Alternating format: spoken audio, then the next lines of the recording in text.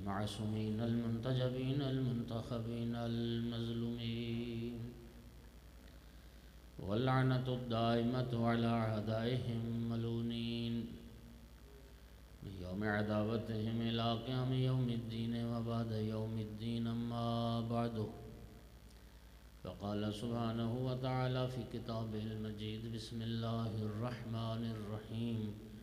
إن الدين عند الله الإسلام. صلوات.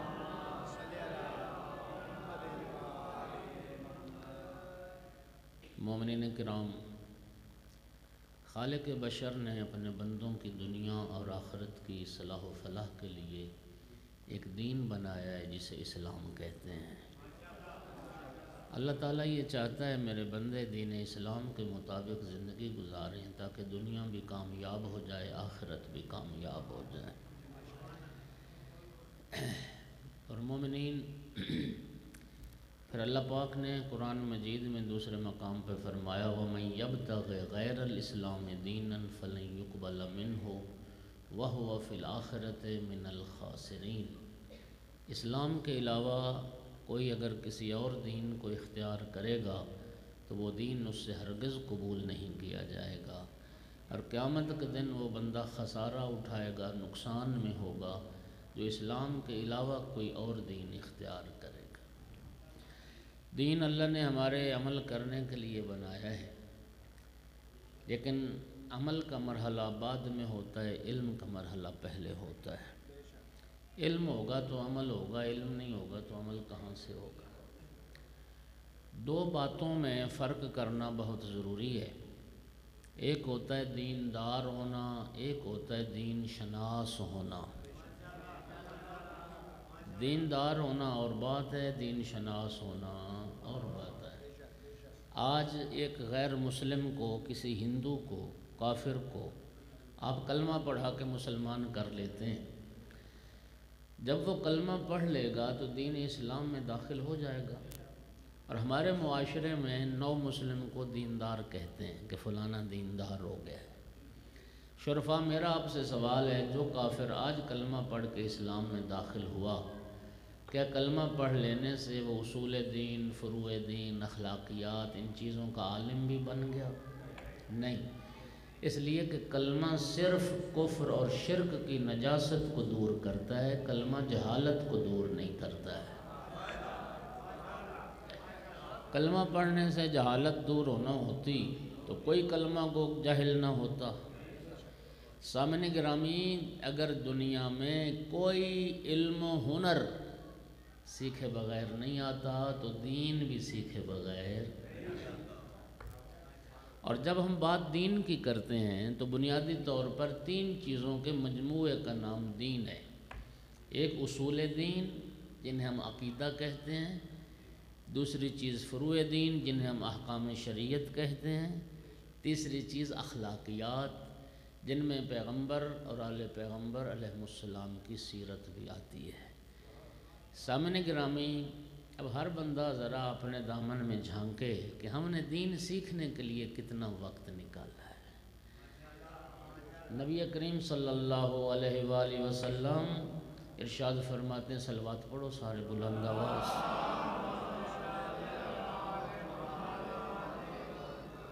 اُفٍ لکل مسلم، نبی پاک کی حدیث ہے، افسوس ہر مسلمان پر جو ہفتے میں کم از کم ایک دن دین سیکھنے کے لیے وقت نہیں نکالتا۔ امام باقر علیہ السلام نے ارشاد فرمایا، آقا کی دو احادیث پڑھنے لگا ہوں۔ ایک حدیث میں فرمایا، ان اللہ یؤتی الدنیا من یحب و یبغض ولا یؤتی دینہ الا من یحب۔ یہ پانچویں امام کا ارشاد ہے۔ فرماتے ہیں اللہ دنیا اپنے دوستوں کو بھی دیتا ہے، دنیا اپنے دشمنوں کو بھی دیتا ہے، لیکن اللہ دین صرف اپنے دوستوں کو عطا کرتا ہے۔ اللہ دشمنوں کو دین نہیں دیتا۔ دینداری اللہ کی آپ سے محبت کی دلیل ہے۔ اور اگلا جملہ کیا فرمایا؟ فرمایا تفقہوا فی الحلال والحرام والا انتم اعراب، شریعت کا حلال اور حرام سیکھو ورنہ تم بدو کے بدو رہ جاؤ گے، غیر مہذب رہ جاؤ گے۔ اہل بیت کا جو پیروکار ہے وہ مہذب ہوتا ہے، وہ غیر مہذب نہیں ہوتا۔ توجہ ہوگی حضرات؟ اللہ کریم آپ کو جزائے خیر دے، ہمیں آپ کو ہم سب کو اللہ نے دیندار بنایا ہے تو اللہ ہمیں دین شناس بھی بنایا ہے۔ اور سارے جعفری تشریف فرما ہو، امام جعفر صادق علیہ السلام نے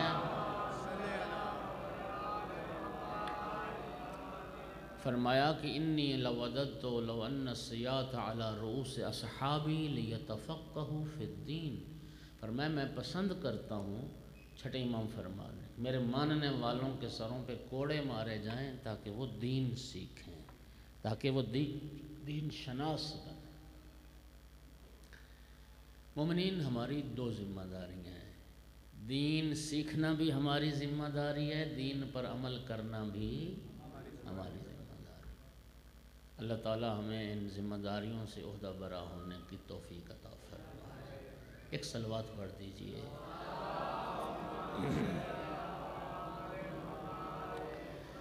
اچھا، اگر اجازت دیں تو نہج البلاغہ میں کلمات قصار جو تیسرا حصہ ہے نہج البلاغہ کا، اس میں آقا امیر المومنین علیہ السلام کا ارشاد گرامی ہے۔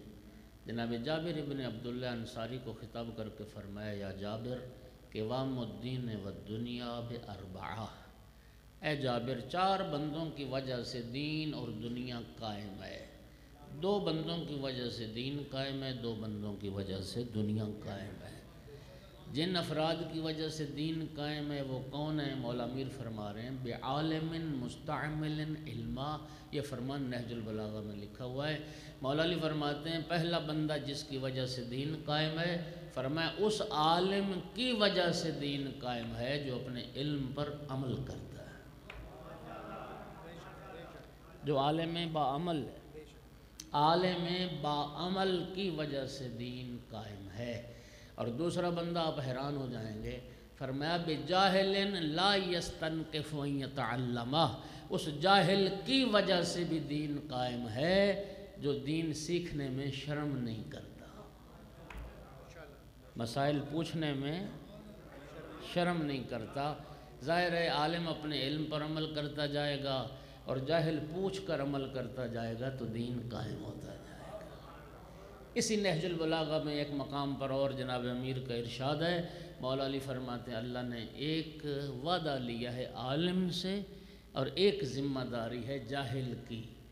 جاہل کی ذمہ داری یہ ہے وہ عالم سے پوچھے، اور عالم کی ذمہ داری یہ ہے کہ وہ دین بیان کرے اور کلمہ حق بیان کرے۔ توجہ ہوگی حضرات؟ اور یہ ہماری جو مجالس ہیں، اللہ کریم نے ہم پر کتنا کرم کیا ہے۔ اس مجلس کی بنیاد خود ائمہ نے رکھی ہے، ائمہ نے فروغ دیا، ائمہ نے ترویج فرمائی ان مجالس کی۔ خدا جانتا ہے جتنے مسلمانوں میں فرقے ہیں، کسی فرقے میں بھی تبلیغ دین اور ترویج دین کا ایسا مؤثر ذریعہ نہیں ہے جیسا اللہ نے مولا حسین کے صدقے میں ہمیں عطا کیا ہے۔ اور یہ مجلس نگاہ اہل بیت میں کتنی اہمیت رکھتی ہے، اس کا اندازہ آپ چھٹے امام کے اس حدیث سے لگائیں۔ صادق آل محمد علیہ السلام نے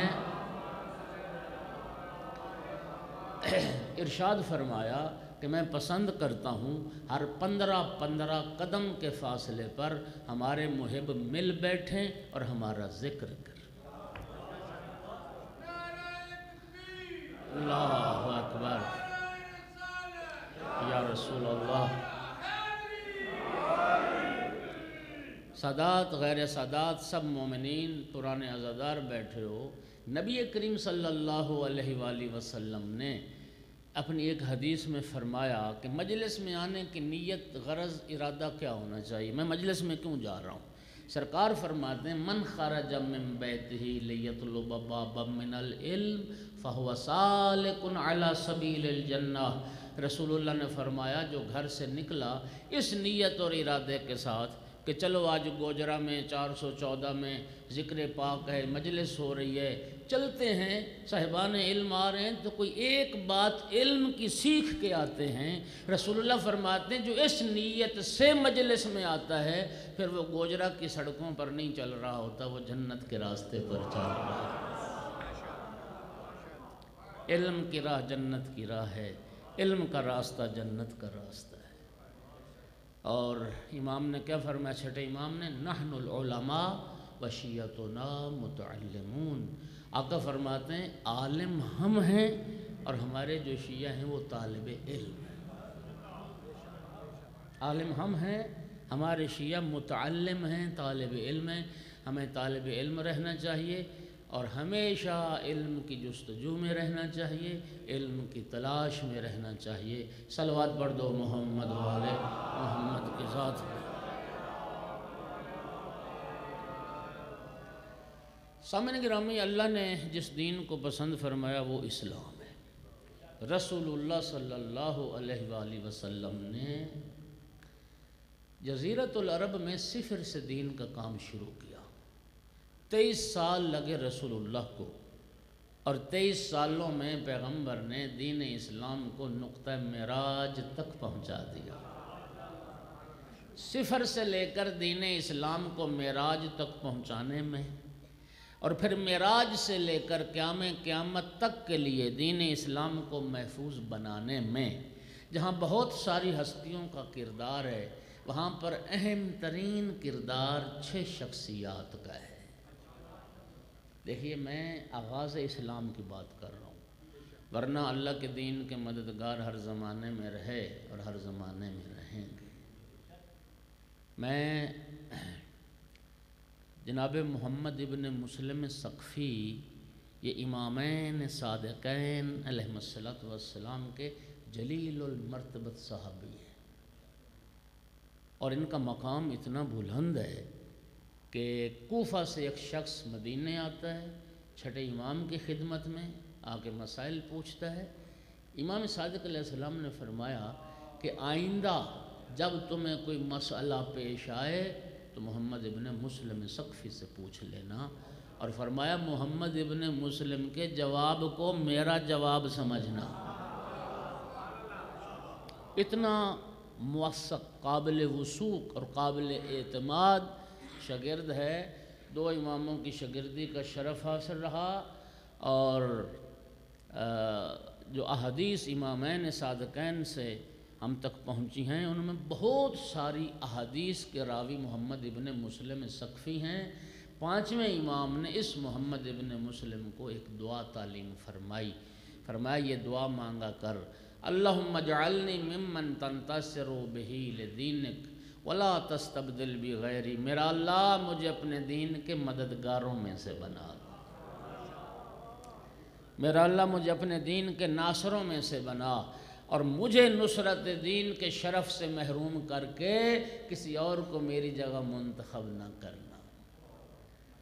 ہم بھی دعا کرتے ہیں اللہ ہمیں بھی اپنے دین کے ناصروں میں سے بنا دے، اللہ کے دین کے مددگار ہر زمان۔ اور اب میں یہاں ماشاءاللہ جتنا مجھے معلوم ہے ماشاءاللہ سادات کافی ہیں اس گاؤں میں۔ سادات جانتے ہو اللہ نے آپ کا شرف کیوں بنایا ہے؟ سادات کا اللہ نے شرف بنایا ہے، اللہ نے آپ پر صدقہ کیوں حرام کیا ہے؟ بولو۔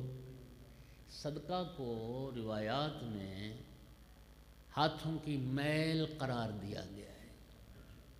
اللہ نے سادات پر صدقہ حرام کیا، لیکن آپ کے پاکیزہ اموال میں سے 5واں حصہ خمس کا اللہ نے شہیدوں کے لیے رکھا ہے۔ بعض رسولی میں عرض کر رہا ہوں،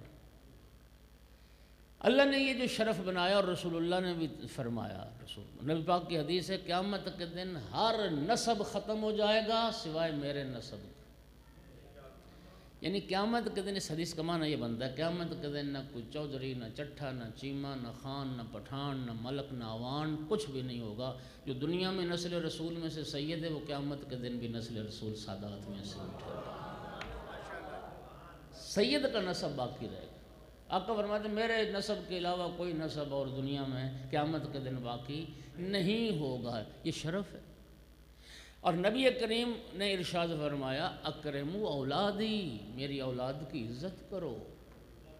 توجہ، مجھے بتائیے یہ غیر سید اور سید انسان تو دونوں ہیں، بولو دونوں انسان ہیں۔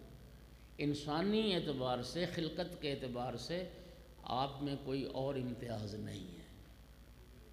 یہ غیر سید سے صرف نسبت کا احترام ہے، صرف آپ کا نسب بلند ہے۔ پیغمبر فرماتے ہیں اربعۃ انا لہم شفیع یوم القیامہ، 4 بندوں کی میں قیامت کے دن شفاعت کروں گا۔ پہلا بندہ المکرم لذریتی، جو میری اولاد کی عزت کرتا ہے۔ پیغمبر فرماتے سادات کی عزت کرنے والا، رسول اللہ فرماتے ہیں میں قیامت کے دن اس کا شفیع بنوں گا۔ یہ جو آپ کو اللہ نے شرف دیا ہے، یہ جو اللہ نے آپ کو عزت دی ہے، یہ جو اللہ نے آپ کو عظمت عطا کی ہے، آپ سیدہ طاہرہ صلوات اللہ علیہ کی نسل سے ہیں، آپ پیغمبر کی اولاد بنتے ہیں بی بی پاک کے وسیلے سے۔ یہ شرف آپ کا اللہ نے صرف اس لیے رکھا، جو میں سمجھا ہوں وہ صرف یہ تھا کہ سادات کا اصل یہ کام تھا کہ اپنے باپ دادا کا دین سیکھتے، دنیا کو سکھاتے۔ ناراض نہ ہوئیے کہ ایک بات کرنے لگا۔ رسول اللہ میراث میں 2 چیزیں چھوڑ کے گئے، ایک محراب تھا، ایک منبر تھا۔ بولو، ایک محراب تھا، ایک منبر تھا۔ رسول اللہ میراث میں 2 چیزیں چھوڑ کے گئے تھے۔ اللہ جانتا ہے محراب اور منبر میں ہمیں اولاد رسول نظر آنی چاہیے تھی۔ جو پیغمبر کی اولاد ہے، رسول اللہ کی اولاد کو چاہیے تھا کہ اپنے جد کے منبر کو بھی سنبھالتے، اپنے جد کے محراب کو بھی سنبھالتے۔ جب سادات نے دین پڑھنا ہی چھوڑ دیا تو پھر ظاہر ہے کوئی غیر سید امام جماعت بنے گا نا۔ صلوات پڑھو محمد و آل محمد۔ بھئی سید جب کوئی دین پڑھے گا ہی نہیں تو سید پیش نماز کہاں سے آئیں گے؟ صلوات پڑھو سارے بلند آواز سے۔ اگر چاہتے ہو کہ سید امام ہو، امام جماعت، سید محراب میں اور سید منبر پر نظر آئے، تو پھر خدا کے لیے اپنی اولاد کو علم دین کی طرف بھیجو۔ تمہارے بچے حوزہ علمیہ قم، حوزہ علمیہ نجف اشرف جائیں، وہاں سے پڑھ کے آئیں اور پھر آ کر لوگوں کی راہبری کریں، ہدایت کریں، فریضہ تبلیغ، اپنے آبا و اجداد کے دین کو دنیا تک پہنچائیں۔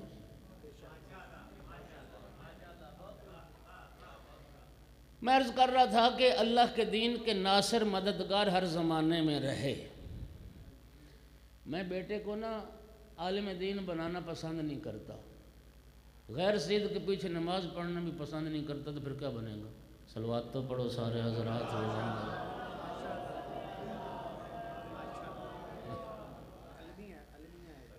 اللہ کے دین کے ناصر ہر زمانے میں رہے، ہر زمانے میں رہیں گے۔ میں آغاز اسلام کی بات کر رہا ہوں۔ آغاز اسلام میں 6 ہستیوں کا کردار بڑا اہم ہے جنہوں نے اللہ کے دین کی نصرت فرمائی ہے۔ ان 6 ہستیوں میں 3 مرد ہیں، 3 مستورات ہیں۔ ایک مرد اور مستور نے مکہ میں اللہ کے دین کی نصرت فرمائی، ایک مرد اور مستور نے مدینہ میں اللہ کے دین کی نصرت فرمائی، ایک مرد اور مستور نے کربلا میں اللہ کے دین کی نصرت فرمائی۔ جس مرد نے مکہ میں اللہ کے دین کی نصرت فرمائی، اسی کے بیٹے نے مدینہ میں اللہ کے دین کی نصرت فرمائی، اور جس ہستی نے مدینہ میں اللہ کے دین کی نصرت فرمائی، اسی کے بیٹے نے کربلا میں اللہ کے دین کی نصرت فرمائی۔ جس معظمہ نے، جس بی بی نے، جس مخدرہ نے مکہ میں اللہ کے دین کی نصرت فرمائی، پھر اسی کی بیٹی نے مدینہ میں اللہ کے دین کی نصرت فرمائی، اور جس بی بی نے، جس معصومہ نے مدینہ میں اللہ کے دین کی نصرت فرمائی، پھر اسی کی بیٹی نے کربلا میں اللہ کے دین۔ ایک ہی خاندان ہے، ایک ہی گھرانہ ہے، ایک ہی شجرہ طیبہ ہے، ایک ہی سلسلہ نسب ہے۔ جس گھرانے کا تعارف آقا امیر المومنین علیہ السلام نے نہج البلاغہ میں ان لفظوں میں کروایا، اسرتہ خیر الاسر و شجرتہ خیر الشجر۔ مولا علی فرماتے ہیں پوری کائنات کے گھرانوں میں پاکیزہ ترین اور بہترین گھرانہ ہے تو وہ رسول اللہ کا گھرانہ ہے، اور پوری کائنات کے شجرہ نسب میں سے پاکیزہ ترین اور بلند ترین اور بہترین شجرہ نسب ہے تو وہ بھی رسول اللہ کا شجرہ نسب۔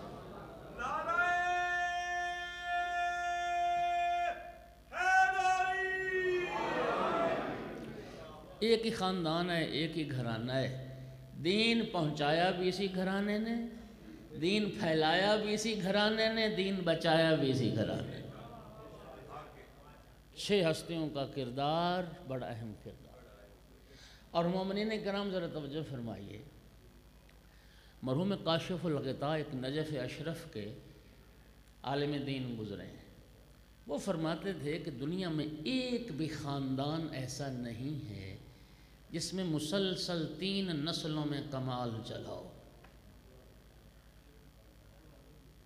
3 نسلوں میں، یعنی ایک انسان عزت عظمت شہرت کی بلندیوں پر پہنچا ہو، پھر اس کے بعد اس کے بیٹے نے بھی اتنی ہی شہرت عزت مقام پایا ہو، پھر اس کے بعد اس کے پوتے نے بھی اتنی ہی عزت شہرت مقام پایا ہو، شعراء کے خاندان، حکیموں کے خاندان، پہلوانوں کے خاندان، علماء کے خاندان، بڑے بڑے خاندان ہیں، مسلسل 3 نسلوں میں کمال چلاؤ، کہتے ہیں ایک بھی خاندان نہیں۔ امام خمینی کو دنیا جانتی ہے، اس مجمع میں کتنے لوگ ہیں جو امام خمینی کے بیٹے اور پوتے کو جانتے ہیں؟ آیت اللہ خوئی کا نام دنیا جانتی، بیٹے پوتے کو کوئی بھی نہیں جانتا۔ شاعر مشرق اقبال کو دنیا جانتی ہے، بیٹے پوتے میں سے کوئی ہے جس نے اقبال جتنی شہرت پائی؟ بولو۔ میر انیس کو ہر اردو زبان شیعہ جانتا ہے، میر انیس کے بیٹے پوتے سے کتنے لوگ واقف؟ بات سمجھ آ رہی ہے؟ حکیم اجمل کو دنیا جانتی ہے، حکیم اجمل کی اولاد میں سے تو کسی کا نام نہیں جانتی۔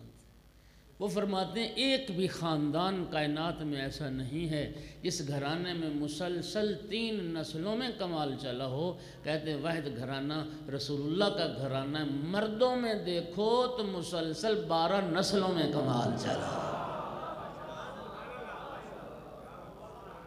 اور رسول اللہ کا گھرانہ واحد گھرانہ ہے کہ جس گھرانے میں مستورات میں بھی دیکھو تو مسلسل 3 نسلوں میں کمال چلا ہے۔ جناب خدیجۃ الکبریٰ صلوات اللہ علیہ کا اپنا مقام ہے، جناب فاطمۃ الزہرا صلوات اللہ علیہ کی اپنی شان ہے، جناب زینب کبریٰ صلوات اللہ علیہ کی اپنی پہچان، اور یہ جو 3 ماں بیٹیوں کا مقدس اور پاکیزہ سلسلہ ہے، خدا کی قسم جیسے موتیوں کی ایک لڑی ہو۔ کائنات میں باعزت عظمت بیبیاں تو گزری ہیں، جناب حوا، جناب مریم، جناب سارہ، جناب ہاجرہ، جناب آسیہ، کوئی ایک بیوی گزری ہے مسلسل 3 ماں بیٹیوں کا ایسا پاکیزہ اور عظیم سلسلہ، اس کی دوسری مثال کائنات میں نہیں۔ توجہ ہو رہی ہے حضرات؟ ہر بی بی عزت عظمت شہرت کی بلندیوں پر فائز، عزت عظمت شہرت کے وسط النہار پر ہر بی بی فائز ہے، اور ہر بی بی کی اپنی مستقل شناخت ہے، ہر بی بی اپنے تعارف میں کسی دوسرے حوالے کی محتاج نہیں۔ توجہ ہوگی حضرات؟ اور پھر یہ جو 3 ماں بیٹیوں کا سلسلہ ہے، درمیان میں جناب صدیقہ کبریٰ فاطمۃ الزہرا سلام اللہ علیہ کی ذات، درمیان میں بی بی پاک ہیں، ایک طرف ماں خدیجۃ الکبریٰ سلام اللہ علیہ اور ایک طرف بیٹی زینب کبریٰ سلام اللہ علیہ۔ اللہ نے کتنا کرم کیا سیدہ طاہرہ کی ذات پر کہ اللہ نے بی بی پاک کو ماں وہ عطا کی جس کا بنائے کلمہ لا الہ الا اللہ میں کردار ہے، بیٹی وہ عطا کی جس کا بقائے کلمہ لا الہ الا اللہ میں کردار۔ جب مکہ میں اسلام کی بنیاد رکھی جا رہی تھی، جناب خدیجۃ الکبریٰ سلام اللہ علیہ کا ایثار تھا اور کردار تھا، اور جب کربلا میں اسلام بچایا جا رہا تھا تو جناب زینب کبریٰ سلام اللہ علیہ کا ایثار تھا اور کردار تھا۔ اور سامعین گرامی سنیے، اللہ نے ازل سے دین پسند جو کیا ہے وہ اسلام ہی ہے۔ جتنے بھی انبیاء تھے نا یہ سب دین اسلام کے مروج تھے، آدم علیہ السلام سے خاتم علیہ السلام تک۔ ٹھیک ہے، اب دو سوال ہیں میرے۔ پہلا سوال تو یہ ہے کہ نبی کے بعد نبی آتا رہا، رسول کے بعد رسول آتا رہا، آسمانی صحیفے نازل ہوتے رہے، کتابیں نازل ہوتی رہیں، رسول اللہ کے بعد وہ سلسلہ نبوت ختم کیوں ہو گیا؟ بلکہ میں تھوڑا سا سوال واضح کرتا ہوں، پہلے تو کرۂ ارض پر لوگ تھوڑے تھے، آبادی تھوڑی تھی، اب تو ہر لمحے ہر سیکنڈ میں آبادی بڑھتی جا رہی ہے۔ 1400 سال ہو گئے رسول اللہ کو آئے ہوئے، سرکار کے بعد نبی کوئی نہیں، قیامت تک کا زمانہ پڑا ہے، پتہ نہیں کتنے خربوں اربوں میں تعداد پہنچ جائے انسانوں کی۔ سوال یہ پیدا ہوتا ہے نا ذہن میں کہ جب دنیا میں لوگ تھوڑے تھے، تسلسل سے نبی آ رہے تھے، اور قیامت تک آبادی نے تو بڑھتے جانا ہے، تو سرکار کے بعد سلسلہ نبوت ختم کیوں ہو گیا؟ آقا کے بعد نبی کیوں نہیں آئے گا؟ بات سمجھ آ گئی؟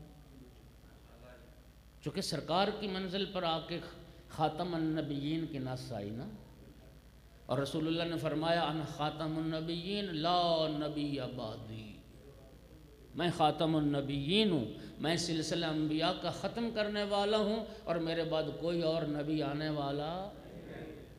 دو سوال، پہلے کیوں آ رہے تھے تسلسل کے ساتھ نبی؟ ایک سوال۔ دوسرا سوال یہ کہ پھر سرکار کے بعد نبی آخر کیوں نہیں آئے گا؟ کیا انسان کو ہدایت کی ضرورت نہیں رہی؟ کیا انسان محتاج ہدایت نہیں رہا؟ دو سوال سمجھ آ گئے؟ اس کا جواب تلاش کیجئے، اور جو میں حقیر سمجھا ہوں وہ میں پیش کرنے لگا ہوں۔ سامعین گرامی، پہلے تسلسل کے ساتھ نبی اس لیے آ رہے تھے کہ دین ابھی مکمل نہیں ہوا تھا۔ ابھی دین مکمل، چونکہ سارے انبیاء تھے تو اسی دین اسلام کے مبلغ، دین ابھی مکمل نہیں ہوا تھا، دین ارتقائی منزلیں طے کر رہا تھا۔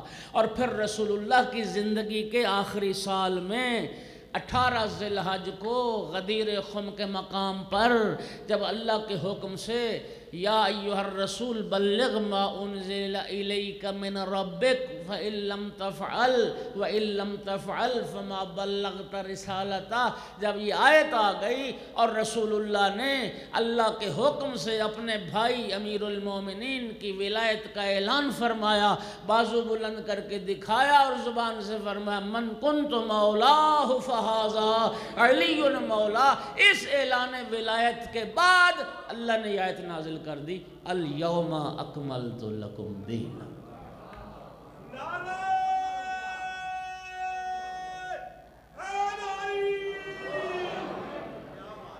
جی، اعلان ولایت کے بعد تقبیل دین کی سند آ گئی۔ آج میں نے دین کو کامل کر دیا، آج نعمتیں تمام ہو گئیں، آج دین اسلام پر راضی ہو گیا۔ تو سامعین گرامی، پہلے نبی اس لیے آ رہے تھے کہ دین مکمل نہیں ہوا تھا۔ آقا کی منزل جب آئی تو اللہ تعالیٰ نے اعلان ولایت کے بعد کمال دین کی آیت کو نازل کر دیا۔ جواب حاصل ہو گیا؟ ایک سوال ابھی باقی ہے، وہ سوال یہ ہے کہ آخر سرکار کے بعد نبی تو نہیں آئے گا، ہاں کیوں نہیں آئے گا؟ کیا ہدایت کی ضرورت نہیں رہی؟ تو سنیے، سرکار دو عالم کے بعد نبوت کا باب بند ہوا ہے، امامت کا دور شروع ہو گیا۔ نبوت اور رسالت بھی ہدایت و رہبری کا ایک سلسلہ ہے، امامت بھی ہدایت و رہبری کا ایک سلسلہ ہے۔ اب نبی کوئی نہیں آئے گا، اب امامت کا دور چلے گا، اور رسول اللہ نے فرمایا اس وقت تک قیامت نہیں آئے گی جب تک میرا 12واں جانشین امام مہدی ظہور نہیں فرمائے۔ اچھا، یہ تو ہو گئے جمالی۔ اب ایک جملہ کہنے لگا ہوں۔ 414 کے مومنین، سادات، اطراف سے آئے ہوئے غیور علم دوست مومنین، توجہ چاہوں گا۔ سامعین گرامی قادر ذرا سنیے، پہلے 1.25 لاکھ نبی آئے، سرکار کے بعد نبی نہیں آئے گا۔ وجہ کیا ہے؟ اس لیے کہ خداوند عالم نے رسول اللہ کے بعد امت اسلامیہ کو ایک ایسا ہادی، ایک ایسا رہبر، ایک ایسا امام عطا کر دیا جو اکیلا 1.25 لاکھ انبیاء کے کمالات کا وارث ہے۔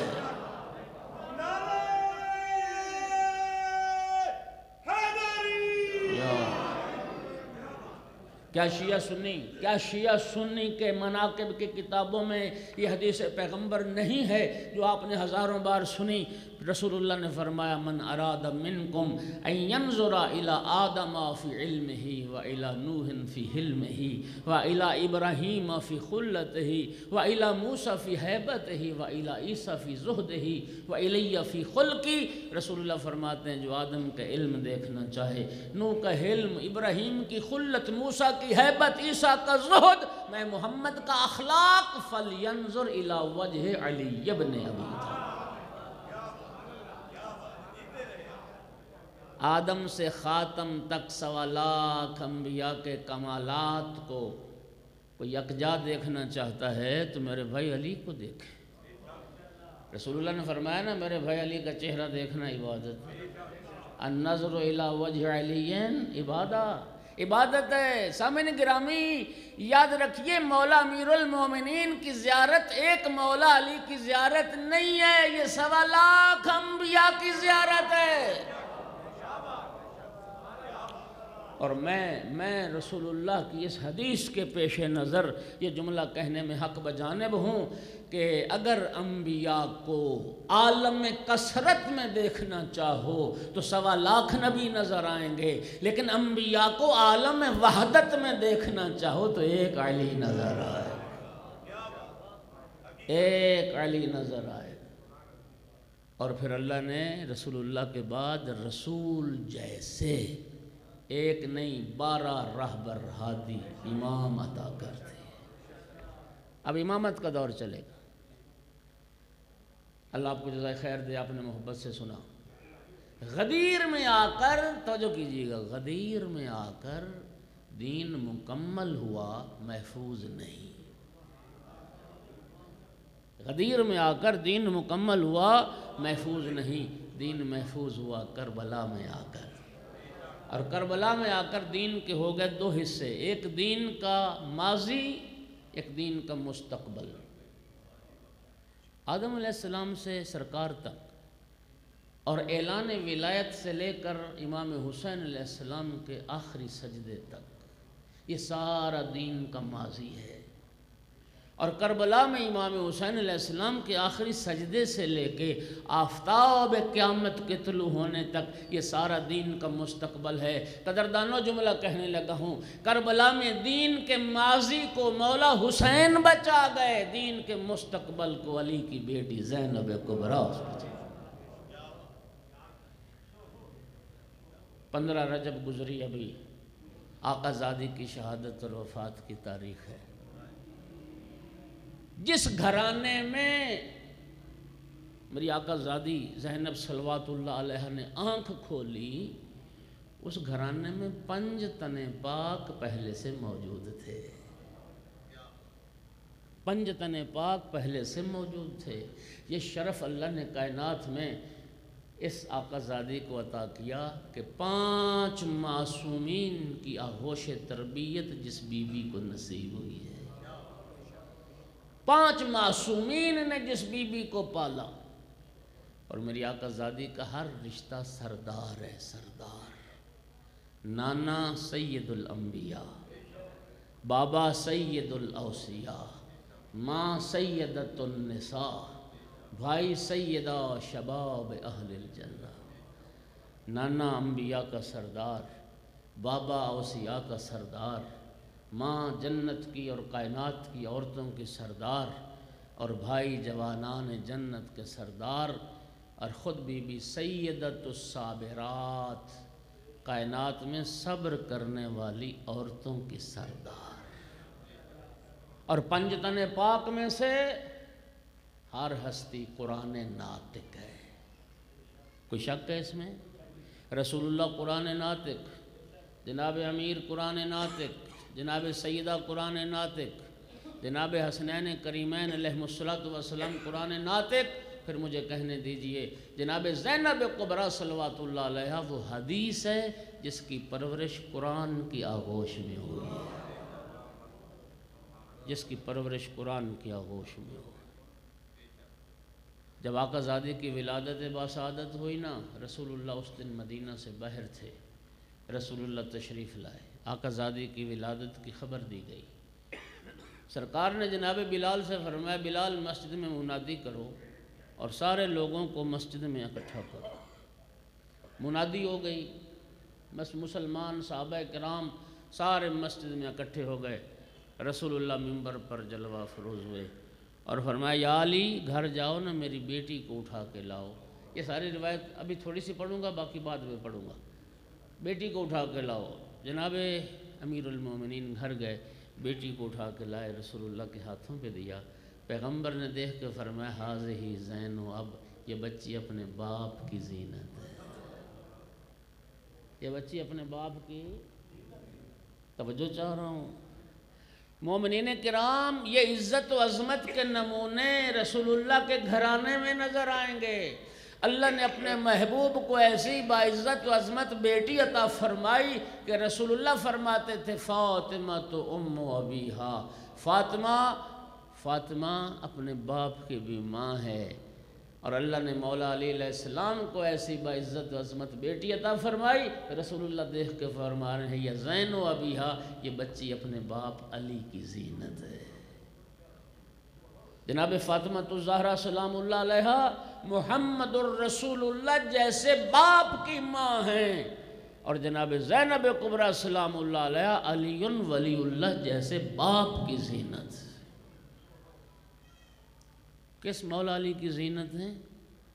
جو مولا علی ساری کائنات کی زینت ہے۔ رسول اللہ نے فرمایا تھا لِكُلِّ شَيْءٍ زِینَةٌ، ہر شے کی کوئی نہ کوئی زینت ہے۔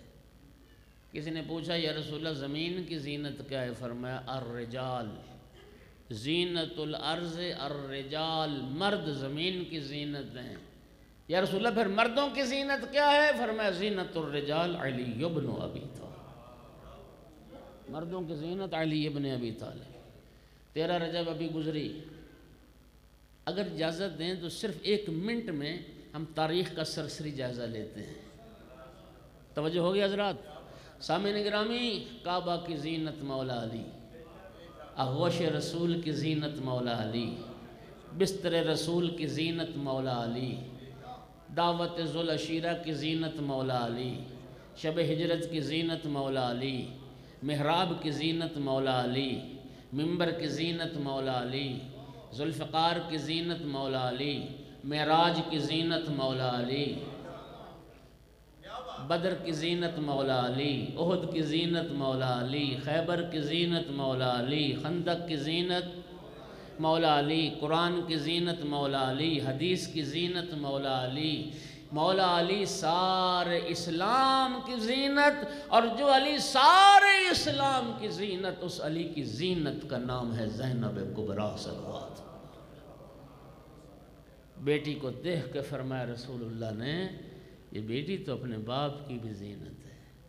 اللہ جانتا ہے مولا امیر المومنین کو اپنی نہج البلاغہ پر وہ ناز نہیں ہے جو اپنی اس بیٹی پر ناز ہے، جو اپنی اس بیٹی پر ناز ہے۔ یا علی بیٹی کا نام کیا رکھا؟ عرض کیا رسول اللہ میرے بیٹوں کے نام آپ نے رکھے، آپ کے ہوتے ہوئے میں کیسے سبقت کر سکتا تھا؟ سرکار نے فرمایا یا علی بیٹوں کے نام میں نے تو نہیں رکھے، بیٹوں کے نام تو اللہ نے رکھے، اللہ کے ہوتے ہوئے میں کیسے سبقت کر سکتا ہوں؟ جبرائیل حاضر خدمت ہو گئے، ہدیہ درود و سلام اور ہدیہ تبریک و تہنیت کے بعد جبرائیل عرض کرتا ہے یا رسول اللہ، اللہ فرما رہا ہے لوح محفوظ پر اس بچی کا نام زینب درج ہے، لوح محفوظ پر اس بچی کا نام زینب درج ہے۔ وحی کے مطابق بی بی پاک کا نام زینب رکھا گیا، زینب نام تجویز ہوا، رسول اللہ نے اپنی زبان مبارک چسائی، بڑی ذمہ داری کے ساتھ روایت عرض کر رہا ہوں، لعاب رسالت جناب زینب کبریٰ صلوات اللہ علیہ کو چسائی، نام مبارک وحی خدا کے مطابق زینب، لیکن میری آقا زادی کے القاب بہت سارے ہیں۔ ان القاب میں کہتا ہوں آقا زادی کی عظمت کے لیے ان کے لیے صرف یہ ایک لقب کافی ہے، اور وہ ہے کہ یہ ثانی زہرا ہے، یہ دوسری زہرا ہے۔ دیکھیے سامعین گرامی، صاحب ریاحین الشریعہ نے لکھا کہ جس طرح جناب حوا، سارہ، آسیہ، مریم کے بعد جناب فاطمہ الزہرا سلام اللہ علیہ کی ضرورت تھی، دنیا کی مسلمان عورتوں کے لیے ایک اسوہ کامل چاہیے تھا، ایک بیٹی کو کیسا ہونا چاہیے، ایک ماں کو کیسا ہونا چاہیے، ایک بیوی کو کیسا ہونا چاہیے، جناب سیدہ طاہرہ کی ضرورت تھی۔ وہ لکھتے ہیں جناب سیدہ طاہرہ کے بعد جناب زینب کبریٰ کی ضرورت اس لیے تھی کہ دنیا کو یہ بھی ایک کردار کا پہلو دکھانا تھا کہ ایک بہن کو بھائی کے ساتھ کیسا کردار اختیار کرنا چاہیے۔ اس کردار کو دکھانے کے لیے اللہ نے مولا علی کو زینب کبریٰ جیسی بیٹی عطا فرمائی۔ کیا کسی شاعر نے خوب کہا تھا، جواب مریم جناب زہرا، جواب زہرا جناب زینب، جواب مریم جناب زہرا، جواب زہرا جناب زینب، جناب زینب کے بعد لیکن جواب زینب جناب زینب۔ میں رسول زادی کی بارگاہ میں دست عرض کروں گا، بنت پیغمبر مجھے معاف کرنا، آپ کا ثانی تو دنیا میں آ گیا، لیکن ثانی زینب کوئی نہ آ سکے، ثانی زینب کوئی نہ آ سکے۔ اور میری آقا زادی کے القاب میں ایک لقب ہے عقیلۃ القریش، عقیلہ بنی ہاشم۔ توجہ کرو، عقیلہ بنی ہاشم، اللہ گواہ رسول اللہ کے گھرانے سے بڑھ کے صاحب فہم و فراست اور صاحب عقل گھرانہ کائنات میں نہیں۔ وہ جس گھرانے میں بنی ہاشم جب کہو گے یا تو دائرہ بہت وسیع ہو جائے گا۔ رسول اللہ بھی بنی ہاشم میں آتے ہیں، ائمہ اہل بیت بھی بنی ہاشم میں آتے ہیں، اور یہ تو وہ گھرانہ ہے کہ جس گھرانے میں عقیل نام کے افراد بھی رہتے ہیں۔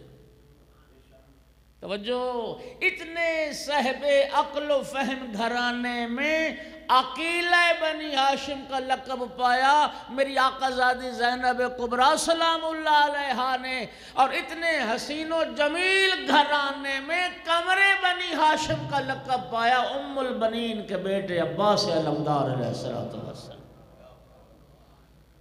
یہ بنی ہاشم کی عقیلہ، وہ بنی ہاشم کے چاند۔ اور سامعین گرامی، ارباب دانش، اب ہر بندہ لطف نہیں لے گا، لیکن ارباب دانش لطف لیں گے۔ بی بی کا لقب عقیلہ ہے، عاقلہ نہیں۔ حالانکہ عاقلہ بھی عقل مند مستور کو ہی کہتے ہیں، لیکن بڑا فرق ہے، عقیلہ اور ہے، عاقلہ۔ جس طرح جناب امیر المومنین کا، جناب بیٹا بار بار اٹھنا اچھا نہیں ہوتا، یہ چلے جاؤ، اگر کام ہے یہ بیٹھ جاؤ، چلو آ جاؤ چلے جاؤ، اٹھو، کوئی بات نہیں۔ جناب امیر المومنین علیہ السلام کا توجہ کیجئے گا، لقب نصیر ہے، ناصر نہیں۔ مولا علی علیہ السلام کا لقب کیا ہے؟ نصیر۔ رسول اللہ نے اللہ سے نصیر مانگا یا نہیں؟ آیت پڑھتا ہوں، وَاجْعَلْ لِمِن لَّدُنْكَ سُلْطَانًا نَصِيرًا۔ نبی پاک کی یہ دعا، اے اللہ مجھے اپنی بارگاہ سے نصیر عطا کر۔ آج بھی کچھ لوگ ہیں جو یہ بحث کرتے ہیں کہ یا علی مدد کہنا جائز ہے یا نہیں ہے، اور میرا بھائی رسول اللہ نے ڈائریکٹ اللہ سے مددگار ہی مانگ لیا۔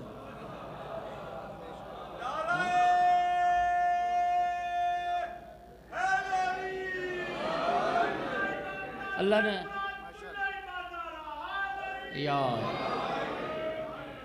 اللہ نے جو مددگار مانگا تو مدد کے لیے مانگا نا، بولو۔ تو مولا علی علیہ السلام کا لقب نصیر ہے، ناصر نہیں۔ اچھا، جناب امیر المومنین کا نام مبارک علی ہے، عالی نہیں۔ نام علی ہے نا، عالی، حالانکہ علی کا معنی بھی بلند، عالی کا معنی بھی بلند، نصیر کا معنی بھی مددگار، ناصر کا معنی بھی مددگار، لیکن فرق ہے جو بتانے لگا ہوں۔ اچھا، اللہ تعالیٰ کے جو صفاتی نام ہیں، اللہ تعالیٰ قادر نہیں، قدیر ہے۔ ان اللہ علی کل شیء قدیر، قادر نہیں قدیر۔ اللہ تعالیٰ عالم نہیں علیم ہے۔ ان اللہ بکل شیء وہو بکل شیء علیم۔ اچھا کیا فرق ہے؟ علیم قدیر نصیر، یہ فعیل کے وزن پر صفت مشبہ ہے۔ قادر عالم ناصر یہ فاعل کے وزن پر اسم فاعل ہے۔ اسم فاعل حدوث پر دلالت کرتا ہے، صفت مشبہ ثبوت پر دلالت کرتی ہے۔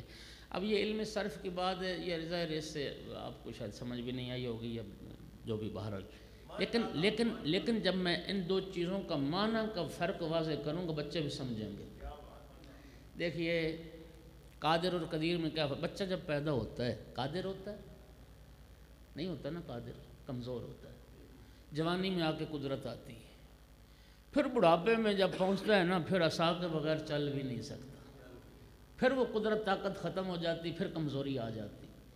قادر اسے قادر اسے کہتے ہیں کبھی قدرت ہو اور کبھی قدرت، قدیر اسے کہتے ہیں جو ازل سے ابد تک صاحب قدرت ہو۔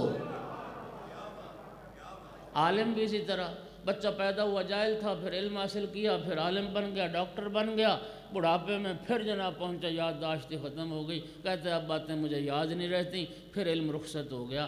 عالم اسے کہتے ہیں کبھی علم ہو کبھی علم نہ ہو، علیم اسے کہتے ہیں جو ازل سے ابد تک صاحب علم ہو۔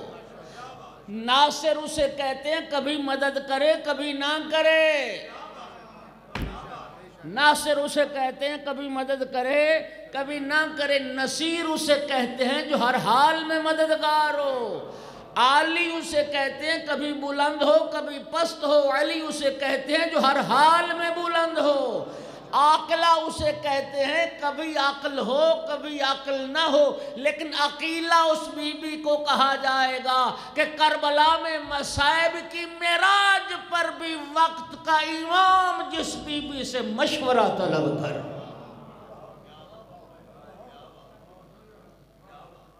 کربلا میں مصائب کی معراج پر بھی وقت کا امام جس بی بی سے مشورہ طلب کرے۔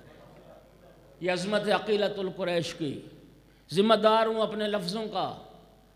امام حسین علیہ السلام اپنی زندگی میں اپنی اس بہن سے مشورہ کرتے تھے، اور امام حسین علیہ السلام کی شہادت کے بعد امام زین العابدین علیہ السلام بھی اپنی اس پھوپھی سے مشورہ کرتے تھے۔ 5 معصومین نے تو پالا ہے، ورنہ 7 معصومین کی صحبت کا شرف میری آقا زادی کو حاصل رہا ہے۔ اور چوتھے امام نے کیا فرمایا تھا؟ یا عمتی انت بحمد اللہ عالمۃ غیر معلمہ۔ پھوپھی اماں اب تو عالم ہے غیر معلمہ ہے۔ اور یہ عزت و عظمت کے نمونے بھی شیعہ سنی بھائیو، میرے ناقص مطالعے میں رسول اللہ کے گھرانے میں 2 بیٹیاں ایسی ہیں جو باپ کے لہجے میں کلام کرتی ہیں۔ دنیا میں عموماً ایسا ہوتا ہے کہ بیٹے باپ کے لہجے میں بات کرتے ہیں، لیکن پیغمبر کے گھرانے میں یہ 2 بیٹیاں ہیں جو باپ کے لہجے میں کلام کرتی ہیں۔ جناب زہرا صلوات اللہ علیہا اپنے بابا رسول اللہ کے لہجے میں کلام کرتی تھیں، جناب زینب کبریٰ صلوات اللہ علیہا اپنے بابا علی کے لہجے میں کلام کرتی تھی۔ ام المومنین حضرت عائشہ سے بھی روایت ہے، ما رأیت احدا اشبہ الناس برسول اللہ کلاما وحدیثا من فاطمہ الزہرا۔ یہ بھی کہتی ہیں کہ بنت پیغمبر جناب زہرا سے بڑھ کر رسول کے لہجے میں بات کرنے والا کوئی نہیں تھا۔ جتنے لوگوں نے خطبہ فدق کو ذکر کیا ہے سب نے لکھا ہے کہ بی بی پاک جب خطبہ فدق پڑھ رہی تھیں، صحابہ کرام چیخیں مار کے رو رہے تھے، انہیں رسول اللہ کا خطبہ پڑھنا یاد آ گیا تھا۔ تو بی بی پاک کا لہجہ بھی اپنے بابا والا تھا، اور جناب ثانیہ زہرا صلوات اللہ علیہ بھی اپنے بابا کے لہجے میں کلام کرتی تھیں۔ اچھا علماء نے وضاحت کی ذرا غور کیجیے گا، بی بی پاک جناب زینب صلوات اللہ علیہ اپنے بابا کے لہجے میں کلام کرتی تھی۔ 2 معنی لکھے علماء نے۔ ایک معنی تو یہ ہے کہ آواز اپنے بابا جیسی تھی، اور ایک معنی یہ بھی لکھا کہ اپنے بابا علی کی فصاحت و بلاغت کی مالک تھیں۔ جناب زینب کبریٰ صلوات اللہ علیہ کی کلام اور خطبات بھی اسی طرح فصاحت و بلاغت کی معراج تھے جس طرح امیر المومنین کے خطبات معراج تھے۔ اور قدردانو اگلا جملہ بھی سن لو، اللہ کی اس پوری کائنات میں صرف 2 ہستیاں ہیں جو مولا علی کے لہجے کی مالک ہیں۔ عرش پر اللہ علی کے لہجے میں کلام کرتا ہے، فرش پر زینب کبریٰ علی کے لہجے میں کلام کرتا ہے۔ جاؤ تحقیق کرو، شیعہ علماء نے تو لکھا ہی لکھا، اہل سنت علماء نے بھی لکھا۔ حضرت عبداللہ ابن عمر سے روایت ہے، کہتے رسول اللہ نے فرمایا میں جب شب معراج عرش پر پہنچا اور جب رب سے کلام ہوئی تو لہجہ میرے بھائی علی کا تھا۔ سرکار روایت کرتے ہیں کہ میں نے رب سے پوچھا یا رب انت ام علی، اے میرا رب تو بات کر رہا ہے یا میرا بھائی علی بات کر رہا ہے؟ رب نے فرمایا محبوب میں تیرا رب ہوں، میں نے ساری کائنات پر نگاہ دوڑائی، میں نے دیکھا وحد علی ابن ابی طالب ایک ایسی ہستی ہے جس کا لہجہ میرے محبوب کو محبوب ہے۔ محبوب میں نے تیری محبت کی خاطر تیرے بھائی علی کا لہجہ اختیار کیا ہے، اس لیے میں نے کہا عرش پر اللہ مولا علی کے لہجے میں کلام کرتا ہے، فرش پر زینب کبریٰ علی کے لہجے میں۔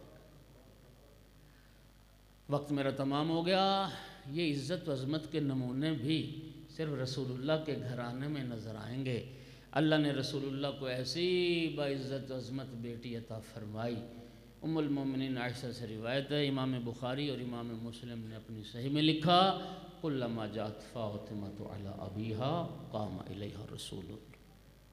جب بھی بی بی پاک بابا کے پاس آتی تھیں رسول اللہ آگے بڑھ کے کھڑے ہو کے تعظیم کیا کرتے تھے، اور اللہ نے امام حسین علیہ السلام کو ایسی باعزت و عظمت بہن عطا کی کہ جب بھی میری آقا زادی زینب سلام اللہ علیہا مولا حسین علیہ السلام کے پاس آتی تھیں امام حسین علیہ السلام بہن کی تعظیم کے لیے کھڑے ہو جاتے تھے۔ محدث جزائری نے لکھا ہے مولا حسین علیہ السلام تلاوت قرآن پاک میں مصروف تھے، میری آقا زادی تشریف لائیں، امام حسین علیہ السلام قرآن ہاتھوں پر لے کر بہن کی تعظیم کے لیے کھڑے ہو۔ پھر مجھے کہنے دیجئے یہ عظمت آقا زادی کی، قرآن ناطق بھی جس کی تعظیم کے لیے کھڑا ہو جائے، قرآن صامت بھی جس کی تعظیم کے لیے کھڑا ہو جائے۔ دوستو، دنیا میں ہر باپ کو بیٹے سے محبت ہے، لیکن جتنی محبت جناب یعقوب کو یوسف سے تھی کسی باپ کو اتنی محبت نہیں ہو سکتی۔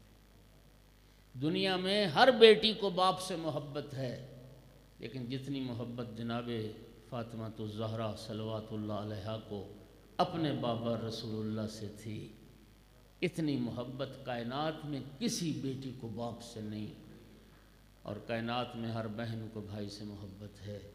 جتنی محبت میری آقا زادی زینب کو بھائی حسین سے تھی اتنی محبت کائنات میں کسی بہن کو بھائی سے نہیں۔